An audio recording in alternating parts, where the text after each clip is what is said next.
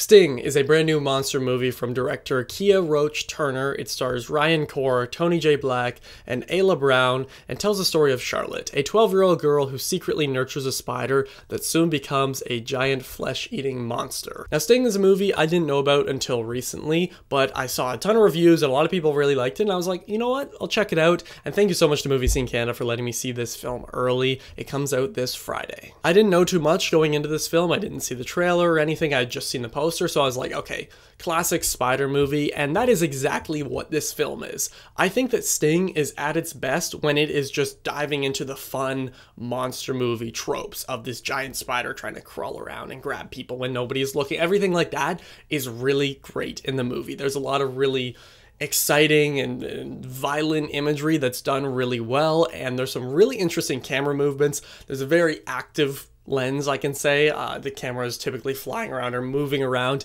in the house, and it works a lot of the time. There's some times where it becomes a bit much, but for the most part, with the overall tone of this movie, it really works. This is the perfect movie to just watch and turn your brain off and have a fun time with. It's really not that deep. As much as it attempts to be, it's not that deep. My favorite moments in this movie were when it was just that crazy fun, you know, classic spider killing people moments, just because that's what this movie should have been. My main problem with the movie is that it tries to be more than that. It tries to introduce this parental struggle and family dynamic that is difficult, and when that part of the movie comes up, it really just takes it down because it's just too much. Like, the acting is good across the board, but it just kind of, it's riding the line of like being too silly, and then that happens and then it takes you out of the movie, but then it goes back to the fun spider running around the apartment or the building type thing, and that was really cool. And speaking of the building, the location of this movie, it's a really good idea. It could have been budget reasons, I'm not 100% sure, but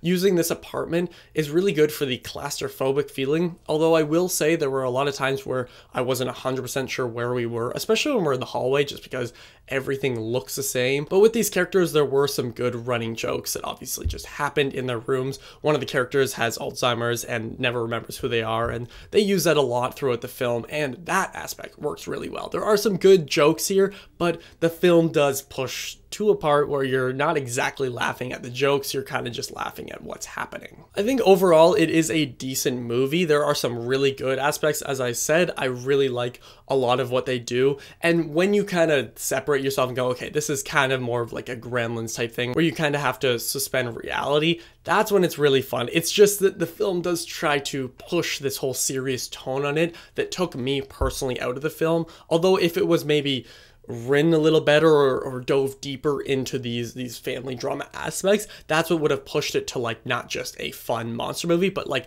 a really solid movie overall. There's a few callbacks to like Aliens, The Thing, kind of those 70s, 80s monster movies, and although they're not practical effects in this movie, it does really work. It takes advantage of the digital age by kind of morphing a lot of stuff, and sometimes how they use the camera, it almost feels like a character in and of itself. And that is really good most of the time. It's just that the film, as I said, is kind of riding on this part of like, everything is like pretty good, and then it gets pushed a bit too much for me. But if you kind of go into it knowing, okay, this is more of a silly, more fun movie where you don't take it too seriously, then you'll have a really good time. Sting is a mixed bag overall. The film gets under your skin and plays with the monster movie elements, but doesn't have enough substance for you to care about what's happening to these characters. The way Kiah Roache-Turner moves the camera is very effective at some points, but can be a bit much in smaller moments. I'm gonna give Sting a 2.5 out of 5.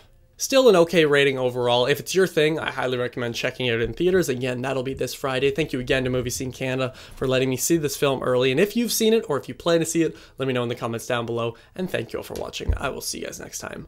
Over and out.